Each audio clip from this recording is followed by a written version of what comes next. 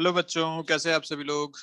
मेरा नाम है Jaydeep Ameta from Saraswat international academy Vapi in collaboration with Vidya Mandir classes सूरत।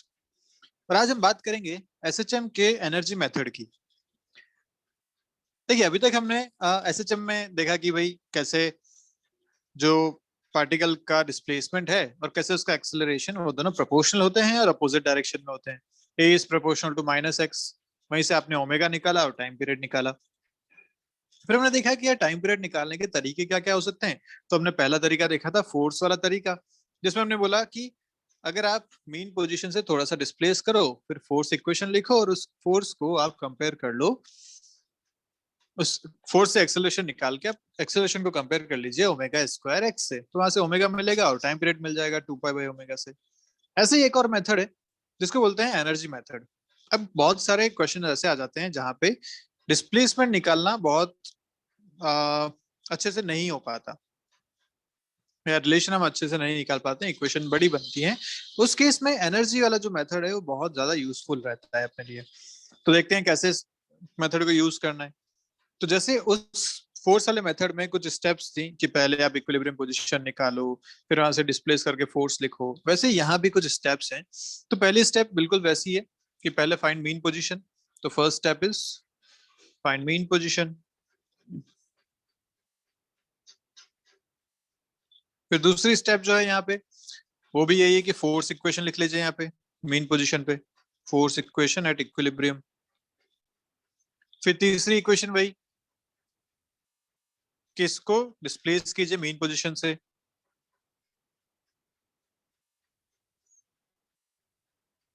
वही एक्स से आपने मान लीजिए डिस्प्लेस किया इसे। फिर चौथी जो इक्वेशन यहाँ पे आती है, चौथी जो स्टेप आती है वो आती है इसकी मैकेनिकल एनर्जी लिखने का। Right, total mechanical energy. Total mechanical energy, mechanical energy में क्या क्या आता है, काइनेटिक और पोटेंशियल। तो अपने को टोटल एनर्जी यहाँ पे इसकी लिखनी है इस डिस्प्लेस्ड पोजीशन पे, एट डिस्प्लेस्ड पोजीशन। और हम जानते हैं कि एसएचएम में जो एनर्जी होती है वो कांस्टेंट होती है, मतलब इसका जो डिफरेंशिएशन होगा वो जीरो होना चाहिए। तो अपनी पांचवी स्टेप यही है कि आप डीई बाई डी टी को करेंगे जीरो। यहां से आपके पास जो रिलेशन मिलके आएगा एक्सेलरेशन और एक्स का, वो हमें यहाँ पे यूज करना पड़ेगा। ठीक है, तो अपने फाइनल जो आप मान लीजिए सिक्स स्टेप है, यहाँ से आप देखेंगे कि acceleration is proportional to minus x या is equal to minus omega square x. यहाँ से आप ओमेगा कैलकुलेट करेंगे और फिर टाइम पीरियड कैलकुलेट करेंगे। ठीक है, तो अब देखिए क्वेश्चन है ये रहा। Figure shows a system consisting of pulley having a radius r, a spring of force constant k, and a block of mass m. Find the period of its vertical oscillation. ये आपका question है। ठीक है, अब इस case में दो चीजें यहाँ पे आती हैं क्वेश्चन सॉल्व करने के लिए। एक तो ये कि ये जो पुली है अगर ये मासलेस हो, अगर ये पुली मासलेस हो तो हम जानते हैं कि इसका आंसर कितना आना चाहिए, T equal to 2 pi root over m by k बराबर। सीधा सीधा अपने को आंसर पता है इसका। अगर आप इसको मासलेस मान के चलते हैं तो ये आंसर मिल भी जाएगा, तब भी कोई दिक्कत वाली बात नहीं होगी। लेकिन अगर इस पुली का मास है, इसकी रेडियस भी दे रखी है आर, मतलब रोटेशन के केस में इसका एक मोमेंट ऑफ इनर्शिया आ जाएगा आई के बराबर। तो अगर I is the moment of inertia of this pulley, तो अब हमें सारी चीजें यहाँ पे देखनी पड़ेंगी। ठीक है, तो चलिए सॉल्व करते हैं। पहली बात, इक्विलिब्रियम कंडीशन फाइंड कीजिए। तो इक्विलिब्रियम कंडीशन यहाँ पे है, this is the mean position. कब ये रहा होगा, इसमें कुछ एक्स नॉट एलोंगेशन आया होगा, हम लिख सकते हैं कि this m g should be equal to k x not. तो ये आपका आ जाएगा यहाँ पे मेन पोजीशन। ठीक है बात। अब सेकंड पोजीशन क्या था, फोर्स भी हमने लिख दिया, इक्वेशन लिख दी। अब तीसरी बात है डिस्प्लेस करो इसको एक्स से। तो मैंने इसको यहाँ से एक्स डिस्प्लेसमेंट किया। ठीक है, इस एक्स डिस्प्लेसमेंट के बाद मुझे अब लिखना है total mechanical energy at displaced position.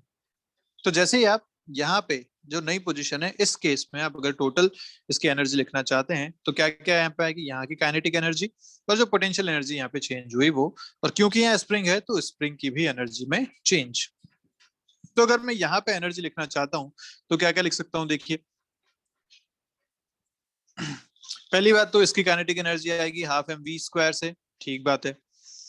दूसरी बात, इसकी स्प्रिंग की पोटेंशियल एनर्जी आएगी, स्प्रिंग की पोटेंशियल एनर्जी हाफ के जितना इलोंगेशन है तो x plus x not elongation है, ये x प्लस एक्स नॉट का होल स्क्वायर, ये स्प्रिंग की एनर्जी आ जाएगी। अच्छा, क्योंकि यहाँ वेलोसिटी v है तो ये भी घूमना शुरू करेगा ओमेगा से, और हम जानते हैं अगर रोलिंग का केस है तो v equal to omega r होता है, ओमेगा मिल गया v बाई आर के बराबर। तो अगर ये जब रोटेशन में है तो इसकी भी एक काइनेटिक एनर्जी होगी which is half I omega square, तो इसकी काइनेटिक एनर्जी लिखनी पड़ेगी। और चौथी जो ग्रेविटेशनल पोटेंशियल एनर्जी में लॉस हुआ क्योंकि हम ऊपर से नीचे की तरफ आए हैं, तो माइनस एम जी एक्स के बराबर यहाँ पे ग्रेविटेशनल पोटेंशियल एनर्जी भी लिखी जाएगी। तो ये सारी मिला के टोटल एनर्जी आपकी बनती है। तो मैं एक बार इक्वेशन लिखता हूँ यहाँ पे, फिर उसको अपन आगे सॉल्व करते हैं। सो टोटल एनर्जी लिखी जाएगी एक हाफ एम वी स्क्वायर, दूसरा काइनेटिक दूसरा स्प्रिंग की एनर्जी तो half k x plus x not का स्क्वायर, तीसरा रोटेशन की energy half I omega square, और चौथा जो एम जी एक्स यहाँ पे डिक्रीमेंट हुआ वो। क्लियर? ये सारी बातें यहाँ पे अपने पास आती है। अब इसको थोड़ा सा और सॉल्व करें तो this is half m v square, यहाँ पे half k x plus x not का स्क्वायर, मैं ओमेगा की जगह डाल देता हूँ v बाई आर, तो ये हो जाएगा half I v square by r square minus m g x. ये सारी अपनी इक्वेशन हो गई। अब अपने को क्या करना था, d बाई डी टी को जीरो करना है, तो मैं एक पेज ऐड कर लेता हूँ। ठीक है, अब क्या करना है, d by d t equal to zero. इस पूरी इक्वेशन को टाइम के साथ डिफरेंशिएट करना है, उसको जीरो करना है। डिफरेंशिएट करते हैं तो हाफ एम वी स्क्वायर, तो m बाई टू ये तो कांस्टेंट है, वी स्क्वायर हो जाएगा two v d v by d t plus k by two constant है, इसको डिफरेंशिएट करेंगे तो आएगा two times x plus x nought, और फिर आ जाएगा d x by d t. आगे अगर डिफरेंशिएट करें तो I by two r square constant है, यहां से मिलेगा two v d v by d t, और आगे अगर करें तो एम जी कॉन्स्टेंट है, मिलेगा D x by d T. ये पूरा डिफरेंशिएशन हुआ और हमें जानते हैं इसको करना है जीरो। क्लियर? अब ध्यान से देखें तो अपने पास dv बाई डी टी और dx बाई डी टी ऐसे एक्सप्रेशन मिल रहे हैं, इनको अपन एक तरफ लेते हैं और मैं लिख सकता हूं कि this dx by d t is nothing but velocity and this dv by d t is nothing but acceleration. ये अपन यहाँ पे पुट करते हैं। ठीक है, तो देखिए क्या हो जाएगा, m बाई टू, यहाँ पे टू से टू कैंसिल, तो m v dv by d t is nothing but acceleration, plus k by two से टू फिर कैंसिल हो गया, तो k x plus x not and dx by dt is velocity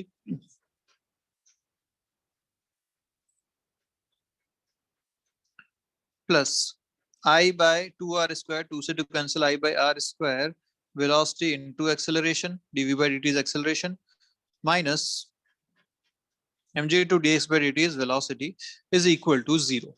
ये आपके पास पूरा एक्सप्रेशन बना है अपने पास। ठीक है, अब यहां से अपने को क्या करना है, a और x को एक तरफ लेना है, तो देखो v v v सब जगह से कैंसिल हो गए, यहाँ से v v, इधर से v और इधर से v, ये सब कैंसिल हो गए। तो जो फाइनल एक्सप्रेशन अपने पास बनता है, अगर देखा जाए a इज इक्वल टू, मैं लिख सकता हूँ यहाँ पे mg उधर चला जाएगा mg minus k times x plus x not divided by m plus i by r square. ये आपका टोटल एक्सप्रेशन बन रहा है इस केस में। ओके, और ध्यान से देखें तो ये mg और kx नॉट ये अपन पहले से जानते हैं, this mg is equal to kx not initial condition थी है, तो यहाँ पे अगर पुट करें इसे, mg और kx नॉट कैंसिल हो जाएंगे, बचेगा आपके पास minus k by m plus i by r square into x. ये आपके पास आ गया एक्सेलरेशन। ये इक्वेशन आपकी पूरी हो गई, और हम जानते हैं कि एक्सेलरेशन क्या होता है, minus omega square into x के बराबर, तो यहाँ से आपको मिल जाएगा omega square is equal to k by m plus i by r square. This is your final expression. यहाँ से कर देंगे तो ओमेगा आ जाएगा, या टाइम पीरियड सीधा लिखें, ओमेगा आप लिख सकते हो root over k by m plus i by r square, और टाइम पीरियड क्या आ जाएगा, two pi root by omega, तो two pi m plus i by r square divided by k। This is the time period of this oscillation. तो ये एक तरीका है जहाँ पे आप सिर्फ डिस्प्लेसमेंट से बात नहीं कर सकते, क्योंकि यहाँ पे उसका भी रोटेशन काउंट करना है, पुली का भी रोटेशन यहाँ पे कंसीडर करना पड़ेगा। ठीक है, अब आप ध्यान से देखो कि अगर पुली का आप मासलेस मानते, पुली का रोटेशन अगर कंसिडर नहीं करते, तो ये इसका आई जीरो होता। पुली अगर मासलेस है तो आई जीरो हो जाता।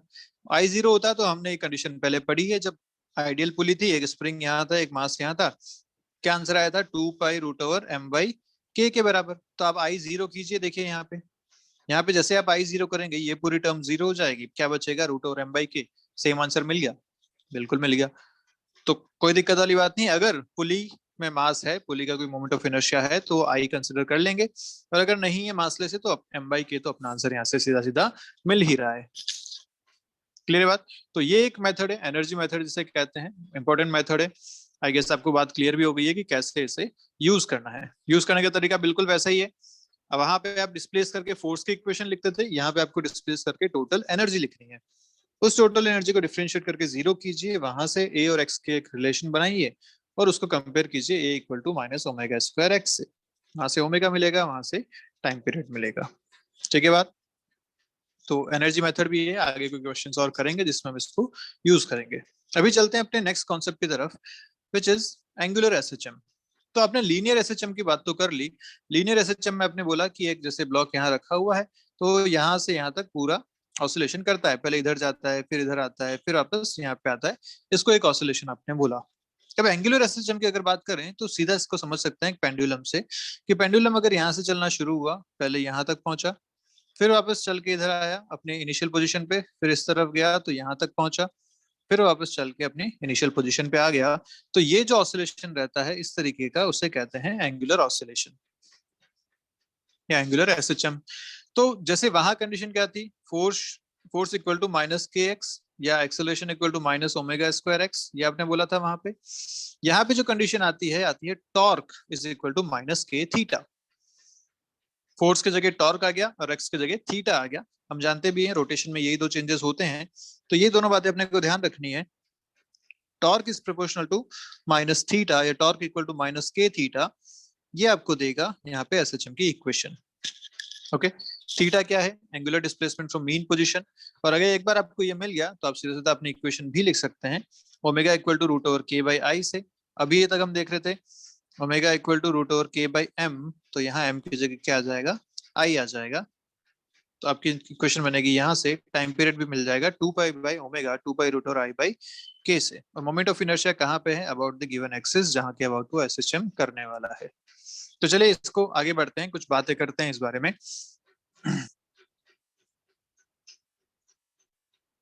सबसे पहली बात करते हैं सिंपल पेंडुलम की।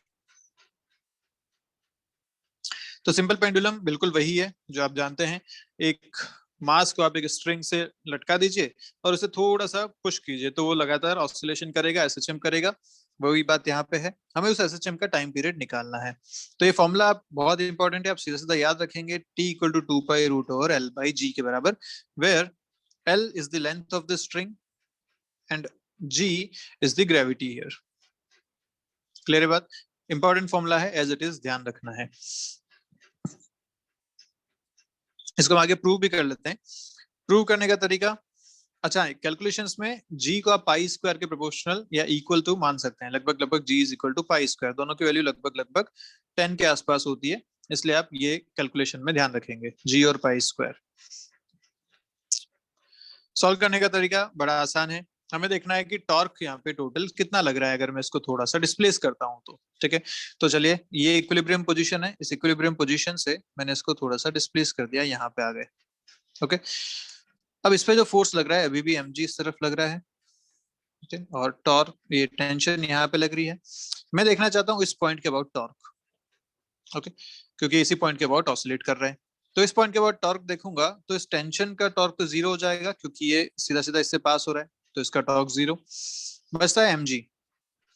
mg का टॉर्क देखने के लिए अगर आपने इसको थीटा से डिस्प्लेस किया था, ये लेंथ अगर l है, तो हम जानते हैं कि ये लेंथ हो जाएगी आपकी l sin थीटा के बराबर, क्योंकि this length is also l। Triangle में देख पा रहे हैं कि ये लेंथ हो जाएगी l sin थीटा।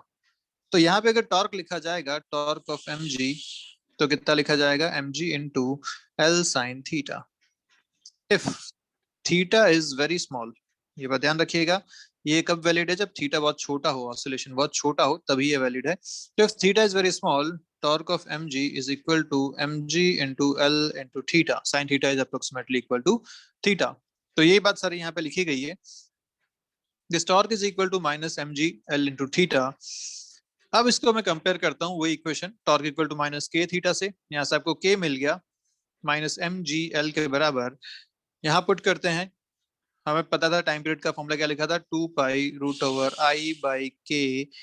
तो यहाँ से आपको आई, एक पार्टिकल के लिए आई कितना होता है, एम आर स्क्वायर के बराबर, तो हो जाएगा एम एल स्क्वायर. के यहाँ से मिला आपको एम जी एल के बराबर. देखिए क्या मिल रहा है finally, 2 pi root over l by g. ये आपको यहाँ से मिल जाएगा जो आपने फॉर्मूला याद भी किया है. तो फॉर्मूला बहुत इंपॉर्टेंट है, इसे एज इट इज ध्यान रखिएगा. 2 pi root over l by g के बराबर. क्लियर? ओके. अब कुछ बातें जो इस सिंपल पेंडुलम से रिलेटेड आती हैं कि time period of a second pendulum is 2 seconds. कई बार क्वेश्चन में आपको दिया जाता है एक सेकंड पेंडुलम है, तो सेकंड पेंडुलम का मतलब होता है कि वो एक ऑसिलेशन में अगर यहाँ से यहाँ गया और यहाँ से यहाँ वापस आया तो इसको लगता है 1 सेकंड. ठीक है, फिर वापस यहाँ से यहाँ जाएगा और यहाँ से आएगा तो इसमें फिर से 1 सेकंड लगेगा. टोटल टाइम पीरियड इसका कितना हो गया, 2 सेकंड्स के बराबर. तो ये बात बहुत इंपॉर्टेंट है, सेकंड्स पेंडुलम का time period is 2 seconds. Simple pendulum performs angular SHM, but due to small angular displacement, it is considered as linear SHM. ठीक है. If time period of clock based upon simple pendulum increases, then clock will become slow. But if time period decreases, then clock will become fast. अब जैसे बोला गया कि मान लीजिए एक क्लॉक था जिसमें L लेंथ का ये एक पेंडुलम बना हुआ था और ये लगातार ऑसिलेशन कर रहा था, इससे उसका टाइम सही था. किसी वजह से ये लेंथ बढ़ गई. अगर ये लेंथ इंक्रीज हो गई तो देखिए टाइम पीरियड इंक्रीज हो जाएगा. टाइम पीरियड इंक्रीज होगा मतलब जो काम पहले ये 1 सेकंड में कर पा रहा था, मान लीजिए ये 1 सेकंड में यहाँ से यहाँ तक आ जा रहा था, अब टाइम पीरियड बढ़ने की वजह से ये 1 सेकंड से ज्यादा का टाइम लेगा यहाँ से यहाँ तक आने में. मतलब क्लॉक जो है वो पीछे हो जाएगी. यही बात यहाँ लिखी गई है कि अगर टाइम पीरियड इंक्रीज करता है तो क्लॉक विल बिकम स्लो, और अगर टाइम पीरियड डिक्रीज करता है तो clock will become fast. Okay. अब अगर यही क्वेश्चन आपसे पूछा जाता किसी एक्सेलरेटिंग फ्रेम में, एक सिंपल पेंडुलम है, उसको आपने एक ऐसे गाड़ी में रख दिया जो गाड़ी चल रही है आगे विद एक्सेलरेशन a, उस केस में आप इसको कैसे सॉल्व करेंगे, ये सारी बातें यहाँ पे आती हैं. तो हमेशा ध्यान क्या रखना है अपने को कि अगर एक जैसे मान लीजिए लिफ्ट है, ये एक्सेलरेशन a के साथ ऊपर जा रही है और यहाँ पे एक है L लेंथ है ऐसा. ठीक है. अब इसके लिए पूछा गया बताइए कितना इस पे इसका टाइम पीरियड कितना होगा. तो हम जानते हैं कि अगर ये पेंडुलम है, इस पेंडुलम पे नेट फोर्स क्या क्या लग रहा होगा, एक तो mg इस तरफ और एक सूडो फोर्स भी इसका नीचे लग रहा होगा मास इनटू एक्सेलरेशन के बराबर. तो टोटल फोर्स इस पे जो नीचे लग रहा है वो होगा mg प्लस ma के बराबर. F net is mg plus ma नीचे की तरफ. तो यहाँ पे हमेशा देखा जाता है g इफेक्टिव. g इफेक्टिव हो गया बेसिकली यहाँ पे g प्लस a. तो अब जब आप टाइम पीरियड लिखेंगे यहाँ पे वो लिखेंगे 2 pi root over L by g. तो G की जगह आएगा G effective which is G plus A. This is the new time period. यही लिफ्ट अगर ऊपर की बजाय नीचे की तरफ एक्सेलरेट हो रही होती तो क्या होता, अब इस पे जो नेट फोर्स आता वो mg तो आ ही रहा है और सूडो फोर्स ऊपर की तरफ आता opposite to the acceleration. Net इसका जो आता है वो आता g माइनस a के बराबर. This is the g effective. तो इस बार जब टाइम पीरियड लिखते हैं वो लिखते हैं 2 pi root over L by g minus a. Clear है? तो ये तो इस डायरेक्शन में अगर एक ही लाइन पे है तो हो जाएगा. अगर एक लाइन पे नहीं है, मान लीजिए ऐसा एक कंडीशन है कि एक व्हीकल है वो मूव कर रहा है इस डायरेक्शन में विद एक्सेलरेशन a, और इसके अंदर आपने एक पेंडुलम यहाँ लगा दिया. अब इस पे mg नीचे की तरफ लग रहा है और ma इस तरफ लग रहा है. तो इसका जो g इफेक्टिव आएगा वो कैसा आएगा, देखो mg इधर ma इधर, g effective will be in this direction. और ये कितना आएगा, root over g square plus a square के बराबर. तो यहाँ g इफेक्टिव आप ये लेंगे और इससे आप टाइम पीरियड लिखेंगे 2 pi root over L by g effective. तो हमेशा ध्यान रखिएगा ये जो फॉर्मूला है इसमें नीचे आता है g इफेक्टिव के बराबर. तो अगर और कोई एक्सेलरेशन नहीं है तो g इफेक्टिव इज g, लेकिन और भी कोई एक्सेलरेशन है तो आपको फिर उसी तरीके से ये लेना पड़ेगा. ठीक बात है. ओके. तो क्वेश्चन देखते हैं. एक इस फॉर्मूला पे बेस्ड क्वेश्चन है कि टाइम लॉस्ट और gain by in time t is, जैसे delta t dash delta t by t into t, ये आपको ध्यान रखना है। बोला गया कि अगर टाइम 2 सेकंड था किसी पेंडुलम का टाइम पीरियड, अब किसी वजह से उसका टाइम पीरियड इंक्रीज हो गया और नया टाइम पीरियड आ गया 3 सेकंड्स। अब बोला गया कि अगर डेल्टा टी 1 सेकंड है तो since time lost by clock in 3 second is 1 second, so time lost by clock in 1 second is 1 by 3 seconds, so in 1 hour कितना टाइम लॉस करेगी वो 1200 सेकंड्स के बराबर टाइम लूज कर देगी। तो ऐसे क्वेश्चन आपसे कई बार पूछ लिए जाते हैं कि एक क्लॉक दे रखी है, तो बताइए कि अगर उसकी लेंथ को आपने इंक्रीज कर दिया तो उसका टाइम पीरियड इंक्रीज हो जाएगा। तो पूछा गया कि वो 1 घंटे बाद कितने मिनट पीछे हो जाएगी या कितने सेकंड पीछे हो जाएगी। तो आपने पहले क्या किया, पुराना टाइम पीरियड और नया टाइम पीरियड निकाला, उससे डेल्टा टी निकाल दिया। इस डेल्टा टी को आप यहाँ यूज कर सकते हैं सीधा सीधा, delta t dash equal to delta t by t into t. जो आपका चेंज इन टाइम पीरियड आया, जो ओरिजिनल टाइम पीरियड था, और जितनी देर में आपसे टाइम में लॉस पूछा गया है, वो सारी बातें अपने यहाँ पे लिख सकते हैं। ठीक है, तो इनिशियल टाइम पीरियड 2 सेकंड्स था, नया टाइम पीरियड 3 सेकंड था, उसके करस्पॉन्डिंग आपने यहाँ पे सारी बातें लिख ली।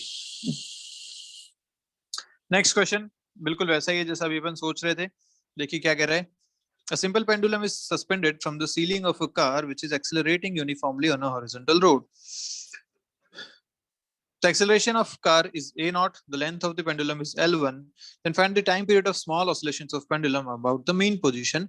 सीधा सीधा अपन इसका आंसर क्या दे सकते हैं, root over a not square plus g square के बराबर इसका g इफेक्टिव हो जाएगा, और उसके करस्पॉन्डिंग अपन आंसर भी अपन दे पाएंगे। तो अपन लिख सकते हैं here g effective is equal to root over a not square plus g square. तो यहाँ से टाइम पीरियड आ जाएगा 2 pi root over l by g effective.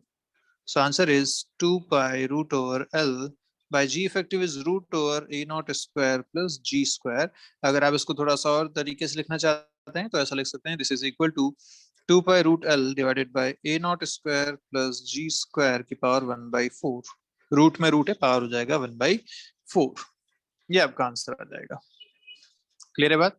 हमने अभी किया था mg इधर m नॉट इधर, तो g इफेक्टिव इस तरफ आएगा, कितना आएगा root over a not square plus g square के बराबर आएगा।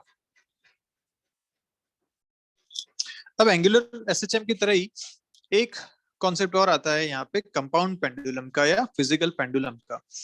भाई आपने अभी जो पेंडुलम की बात करी वो था सिंपल पेंडुलम, ऐसा कि एक स्ट्रिंग से एक मास यहाँ पे लटका हुआ था।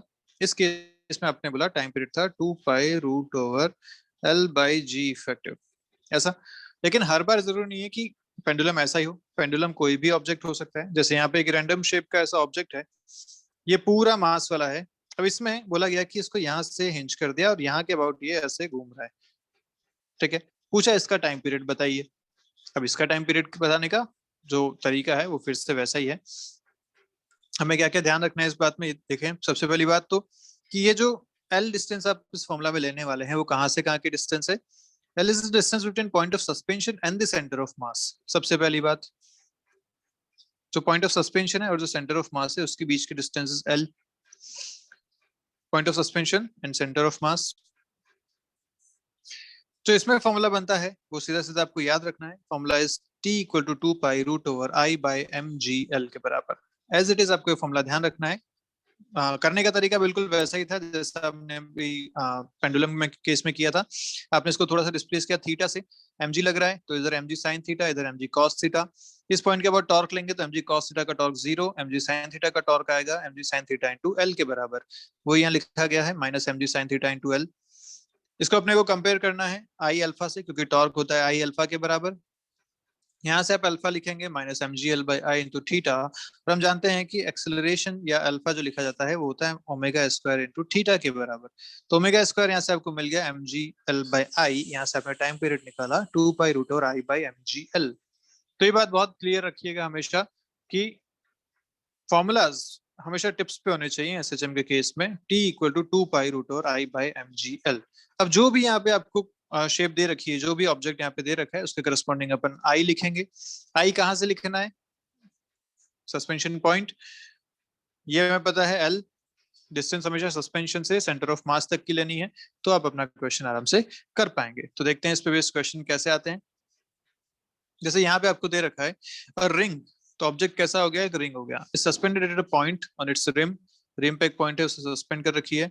It behaves as a seconds pendulum. Seconds pendulum मतलब टाइम पीरियड कितना है, 2 सेकंड. क्लियर है बात. When it oscillates such that its center moves in its own plane. ठीक है, ये यहीं पे सेंटर मूव कर रहा है इसका.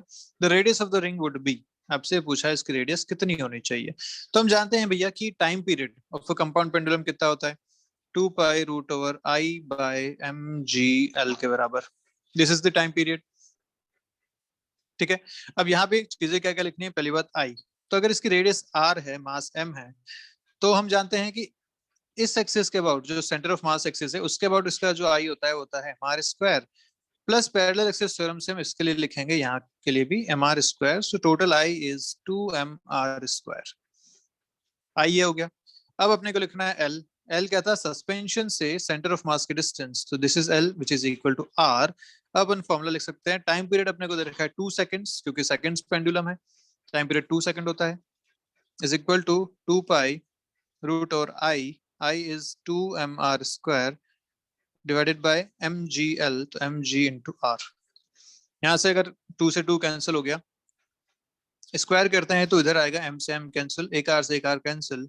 सो g divided by 2 r is equal to pi square. ठीक है, तो यहाँ से आपको आर कितना मिल जाएगा, हाफ मीटर या 0.5 मीटर के बराबर. ये आपका आंसर यहाँ से आना चाहिए. क्लियर है बात. सो मेक नो मिस्टेक, बहुत इंपॉर्टेंट ये फॉर्मूला बनता है, बहुत इंपॉर्टेंट ये कॉन्सेप्ट बनता है, जो आपको हमेशा ध्यान रखना है. ठीक है, एक क्वेश्चन और देखते हैं. चलिए देखिए क्वेश्चन क्या कह रहा है. A circular disc has a tiny hole in it at a distance z from its center. ठीक है, यहाँ सस्पेंशन कर रखा है, मास m दे रखा है, रेडियस r है. Horizontal shaft is passed through the hole and held fixed so that the disc can freely swing in the vertical plane. इस तरीके से swing कर सकती है यहाँ पे आराम से. For small disturbance, the disc performs SHM whose time period is minimum for z. Find the value of z. अगर टाइम पीरियड मिनिमम है तो z की वैल्यू आपको यहाँ से निकालनी है. ठीक है, तो हम जानते हैं भैया कि टाइम पीरियड जो होता है, फॉर्मूला क्या होता है, 2 pi root over I by m g l के बराबर. This is the formula.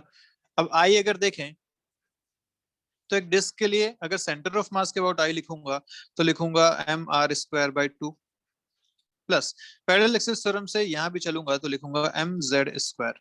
This is हो गया आई. और एल की बात करें तो एल हिंज से सेंटर ऑफ मास के डिस्टेंस है, वो z के बराबर है. टाइम पीरियड अगर लिखा जाएगा तो लिखा जाएगा 2 पाई रूट ओवर आई में लिख सकता हूं मैं m r square by 2 plus m z square m g z. ये लिखा जा सकता है. यहाँ पे इसको थोड़ा सा सॉल्व करते हैं तो लिखूंगा 2 पाई रूट ओवर एम से एम सारे कैंसिल हो गए, इधर आपके पास आया आर स्क्वायर बाय 2 जेड, और यहाँ पे आपके पास आएगा और जी भी आएगा एक प्लस इधर से एम कैंसिल, एक जेड से जेड कैंसिल, तो आया जेड बाई जी. ये आपके पास मिल रहा है टोटल टाइम पीरियड. अब आपको बोला गया कि ये टाइम पीरियड जो है वो मिनिमम होना चाहिए. अगर टाइम पीरियड मिनिमम है तो हमें क्या करना पड़ेगा, कब मिनिमम हो गया टाइम पीरियड, जब ये अंदर वाली पूरी टर्म मिनिमम हो जाए. मतलब t minimum, for t minimum this r square plus 2 z g plus z by g should be minimum. Okay, और ये टर्म मिनिमम कब हो सकती है, तो हम इसको डिफरेंशिएट करके 0 कर सकते हैं, तब हम बता पाएंगे कि ये मिनिमम कैसा होगा. तो डिफरेंशिएट करते हैं, आर स्क्वायर रहेगा, 2g रहेगा, 1/z का डिफरेंशिएशन होता है -1/z स्क्वायर प्लस z का डिफरेंशिएशन हो गया 1 इक्वल टू 0. ये आपका आया. यहाँ से अगर z कैलकुलेट करेंगे तो आएगा r/√2 के बराबर. तो ये आपका आंसर हो जाएगा कि z इक्वल टू r/√2 के करस्पॉन्डिंग आप कह सकते हैं कि जो टाइम पीरियड मिलेगा वो मिनिमम मिलेगा. ठीक है, एक क्वेश्चन और देखिए.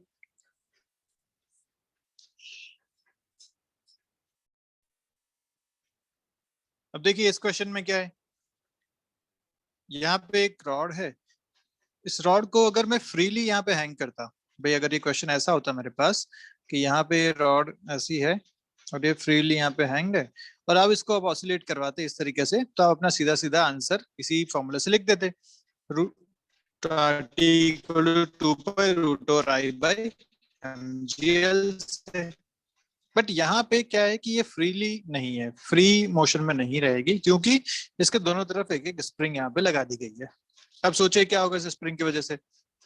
आप जब इसे थोड़ा सा डिस्प्लेस करेंगे, तो डिस्प्लेस किया, मान लीजिए थोड़ा सा इस तरफ डिस्प्लेस किया, तो अब इसकी पोजीशन ये हो जाएगी। अब जैसे ही आप डिस्प्लेस करेंगे तो क्या हो गया, ये वाली स्प्रिंग कंप्रेस हो गई, और जबकि ये वाली स्प्रिंग इलोंगेट हो गई। और हम जानते हैं कि जब भी स्प्रिंग कंप्रेस या इलोंगेट होती है तो फोर्स लगाती है।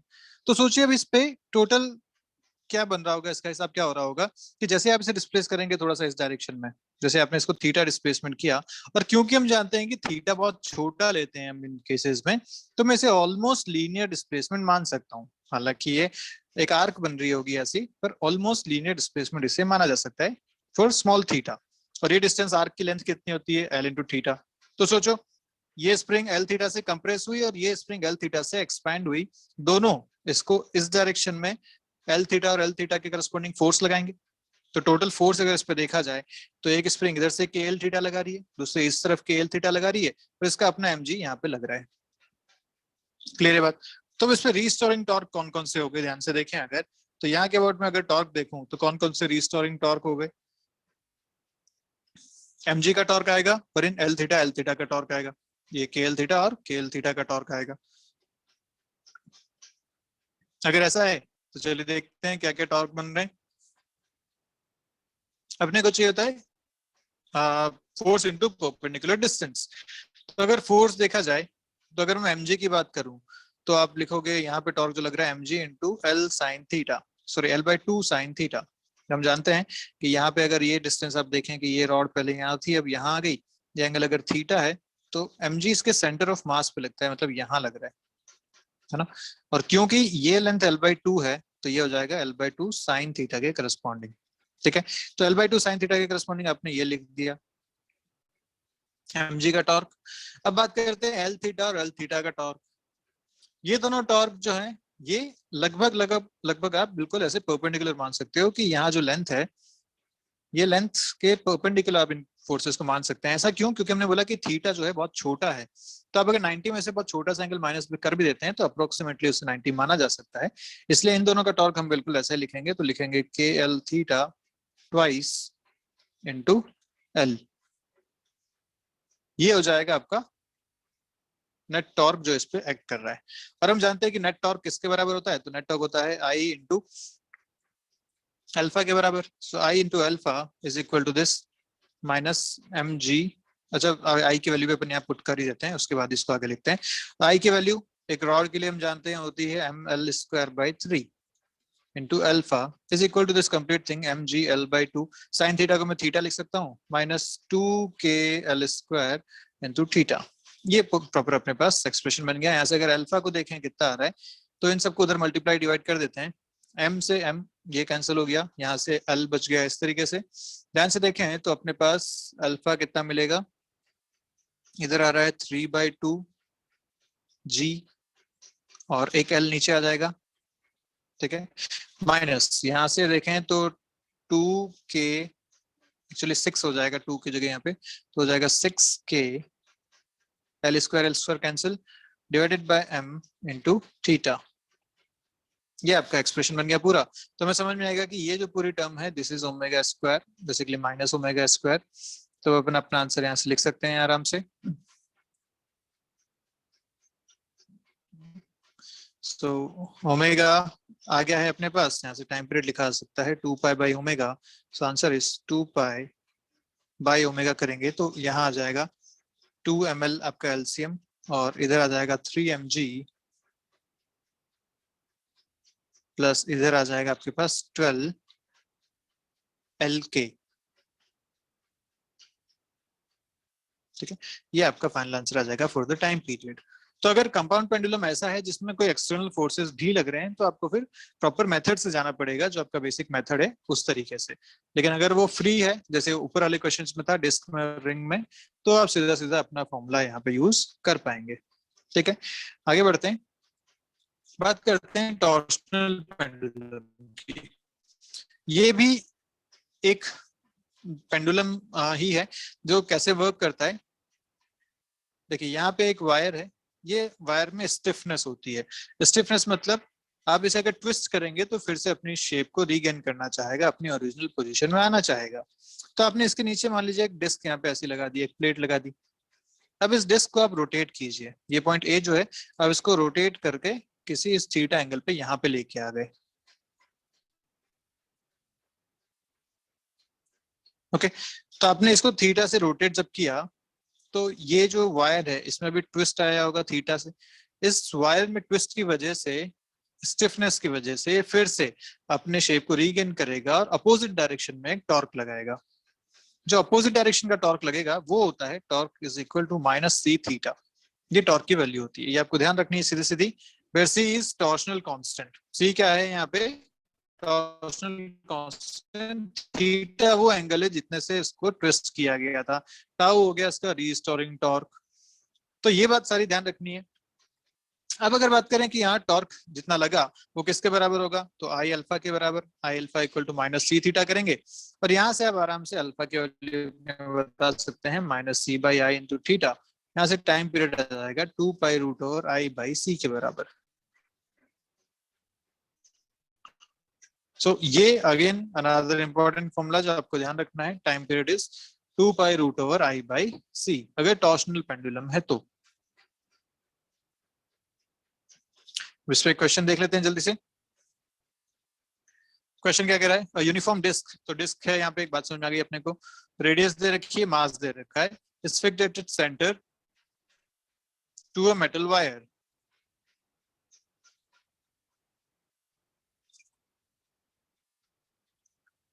रेडियस है, मास है, डिस्क दे रखी है, मेटल वायर से फिक्स किया हुआ है। The other end of which is fixed to a ceiling, ठीक है। The hanging disc is rotated, अपन ने रोटेट किया और फिर रिलीज कर दिया। If the disk makes torsional oscillation with time period of 0.2 seconds, the torsional constant of the wire is, ठीक है। तो अपने पास सीधा सीधा फॉर्मूला है। अब फॉर्मूला क्या जानते हैं, T is equal to 2 pi root over I by c के बराबर। अब यहाँ पे आपको टाइम पीरियड दे रखा है और आपसे सी पूछा गया है और हम जानते हैं कि एक डिस्क के केस में मोमेंट ऑफ इनर्शिया कितना होता है, moment of inertia is mr square by 2। So I is mr square by 2। M आपको दे रखा है 200 ग्राम्स, आर दे रखा है 5 सेंटीमीटर्स। सारी वैल्यूज यहाँ पुट करते हैं तो आएगा m इज 200 ग्राम्स, तो मैं लिख सकता हूँ 0.2 kgs। r 5 सेंटीमीटर है तो 5 इंटू 10⁻⁻² का स्क्वायर डिवाइडेड बाय 2। ये आपका मोमेंट ऑफ इनर्शिया आएगा। सॉल्व करने पे मिलेगा 2.5 इंटू 10⁻⁻4 kg मीटर स्क्वायर। इस आई को यहाँ पुट करते हैं, टाइम पीरियड दे रखा है 0.2 सेकेंड्स, 2.5 इंटू 10⁻⁻4 डिवाइडेड बाय सी। अब एक ही अननोन आपके पास सी, यहाँ से आप आराम से उसको कैलकुलेट कर सकते हैं। तो जो फाइनल वैल्यू आएगी सी की वो भी आएगी आपके पास 0.25 के बराबर। C is equal to 0.25 kg metre square per second square. This should be your answer. Clear है बात? तो आसानी से ये सारी चीजें की जा सकती हैं। चलिए अब एक लास्ट अपना जो कॉन्सेप्ट है एसएचएम का, उस पर चलते हैं। कॉन्सेप्ट ये है कि अगर एक ही पार्टिकल पे दो टाइप के एसएचएम मर्ज कर दिए जाए, सुपर इम्पोज कर दिए जाए, तो उसका नेट मोशन कैसा होने वाला है, ठीक है। तो हम बात करने वाले हैं कंबाइनिंग टू और मोर सिंपल हार्मोनिक मोशंस।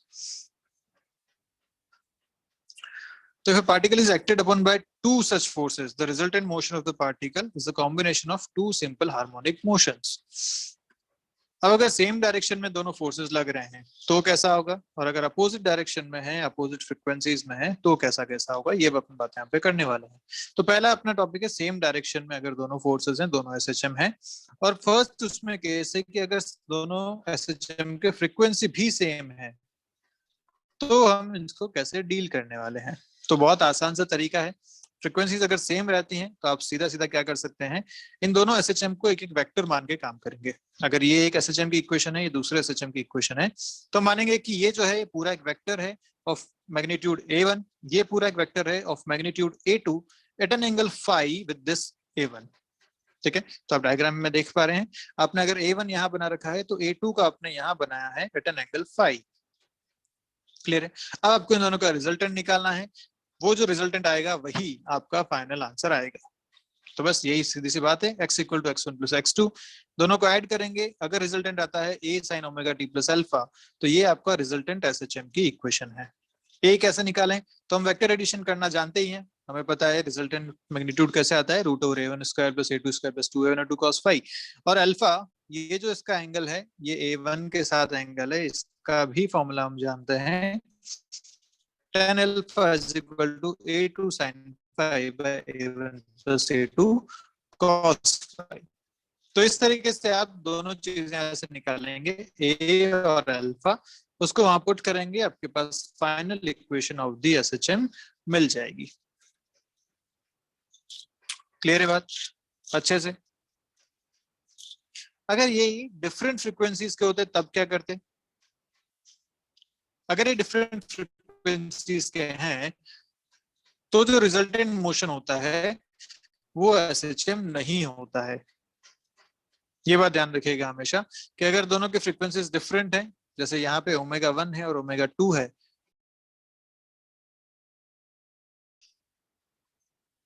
तो जब सेम फ्रीक्वेंसी है तो वेक्टर एडिशन करके अपना आंसर बता सकते हैं, और जब डिफरेंट फ्रीक्वेंसी है तो रिजल्टेंट SHM नहीं होगा। ये भी हम यहाँ से आराम से कह पाएंगे। ओके, तो बस अब सारी बातें अपने पास हो चुकी हैं। अपने को यहाँ पे क्या क्या ध्यान रखना है क्वेश्चन सॉल्व करने में, इस बारे में बात कर लेते हैं। तो पहली बात तो ये कि जितने भी इक्वेशंस हैं उनको पहले साइन वाली फॉर्म में लेके आएंगे, उसके बाद अपन देखेंगे कि ओमेगा जो टी टर्म है वो पॉजिटिव साइन की है या नहीं। इंश्योर करेंगे कि साइन बनाने के साथ ओमेगा टी वाली टर्म को पॉजिटिव साइन के साथ रखें। उसके बाद जो दोनों टर्म्स हैं उनके बीच का साइन पॉजिटिव करेंगे। देन बात करेंगे कि अगर A1 एम्पलीट्यूड है जिसका फेज छोटा है और दूसरा A2 है जो फाई एंगल आगे है, उसके बाद अपन रिजल्टेंट निकालेंगे इस तरीके से, A net sine phase of A1 plus alpha से। तो क्वेश्चन देख लेते हैं जल्दी से। क्वेश्चन आपके सामने है पहला,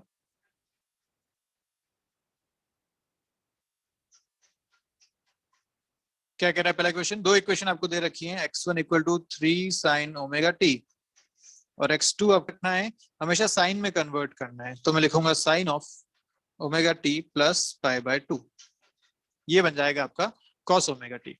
ठीक है, sine pi by 2 plus theta is cos theta, तो मैं कॉस ओमेगा टी को लिख सकता हूँ sign omega T plus pi by 2 से। अब अपने पास दोनों टर्म्स आ गई हैं इसमें। अपन जानते हैं कि ये अगर एक 3 वाला यहाँ बन रहा है तो दूसरा 4 वाला यहाँ बनेगा, क्योंकि दोनों के बीच का एंगल कितना है, पाई बाय 2 विच इज 90 डिग्रीज। तो जो रिजल्टेंट आएगा वो इन दोनों के बीच में आएगा विच इज 5। हम जानते हैं 3 और 4 को जब 90 पे ऐड करेंगे तो आंसर आएगा 5। तो आपके पास ए आ गया 5 के बराबर, और ये एंगल भी आराम से लिखा जा सकता है, this angle alpha is tan inverse 4/3 के बराबर विच इज 53 डिग्रीज। तो अपना जो रिजल्टेंट आएगा वो आ जाएगा 5 sign omega T plus 53 degrees. This is the resultant SHM। Clear बात? इस तरीके से आप इस क्वेश्चन को आराम से सॉल्व कर पाएंगे। ऐसे ही अगर और क्वेश्चन देखें, देखिए ये क्वेश्चन क्या कह रहा है, अगर x1 जो है वो ऐसा दे रखा है 5 sine of omega T plus 30 degree, और x2 जो आपको दे रखा है 10 कॉस ओमेगा टी, हम जानते हैं कॉस को साइन में कन्वर्ट करना चाहिए, ओमेगा टी प्लस 90 डिग्री। इसे क्या लिखा सकता है, sign omega T plus 90 degree, ये लिखा जा सकता है इसे। अब अगर ध्यान से देखें तो इन दोनों का डिफरेंस कितना है, अगर फाई देखा जाए तो phi is 90 minus 60 which is 90 minus 30 which is 60 degree. So 60 degree phi है, अपन इसको रखते हैं 5 को यहाँ पे 60 डिग्री पे बनाते हैं 10। ये बात ध्यान रखिएगा, दोनों का एंगल इस तरीके से देखा जाता है फेज डिफरेंस, तो ये हो गया 10 यहाँ पे। अब इनका अपने को रिजल्टेंट चाहिए, रिजल्टेंट जानते हैं कैसे निकलेगा, a1 square plus a2 square plus 2a1 a2 cos 5। तो ये आ गया आपके पास। सॉल्व करते हैं, cos 60 is half, 25 plus 100, half से ये कैंसिल तो प्लस 50 आया, रूट ओवर 175, जिसको लिखा जाता है 5√7। तो ए आपके पास आ गया 5√7 के बराबर। ठीक है, तो आपसे ये पूछा था amplitude of resultant SHM, so answer is 5√7। और अगर इक्वेशन यहाँ पूछी जाती तो हम इक्वेशन भी लिख सकते थे। इक्वेशन लिखने का तरीका क्या होता है, 5√7 रिजल्टेंट एम्पलीट्यूड साइन ऑफ ए का आपको फेज पूरा लिखना चाहिए, so omega T plus 30 degree plus alpha. अगर अल्फा निकालना है आपको तो अल्फा का फॉर्मूला क्या होता है, a2 sin 5, तो a2 is 10 sin 60 degree divided by a1 plus a2 5 plus 10 cos 5। ये तो आता है ये ऊपर 5√3 divided by 5 plus 5 10, so answer आता है √3/2। तो 10 अल्फा आपको मिल गया √3/2, ये अल्फा आपको आप लिखते हैं 10 इनवर्स √3/2। सो इक्वेशन आता है आपके पास 10 इनवर्स √3/2। ये आपके पास फाइनल इक्वेशन आती। ध्यान रखने वाली बात क्या है कि x1 का जो इक्वेशन है वो वाला फेज एज इट इज उठा के पहले रखेंगे और उसके बाद उसमें प्लस अल्फा यहाँ पे करेंगे। ठीक है, ये आपका आंसर हो जाएगा। देखिए नेक्स्ट क्वेश्चन क्या है, दो ऐसे चाहे आपको दे रखे हैं, find the displacement at t equal to 0, maximum speed और मैक्सिमम एक्सेलरेशन। तो बेसिकली ए और ओमेगा अपने को चाहिए, ए चाहिए तो बाकी सारी चीजें हो जाएंगी। तो x1 आपको दे रखा है ये साइन ओमेगा टी, x2 आपको दे रखा है a2 sine omega T plus π/3। So basically phi यहाँ से पता चल गया π/3 है। रिजल्टेंट यहाँ से निकाला जा सकता है,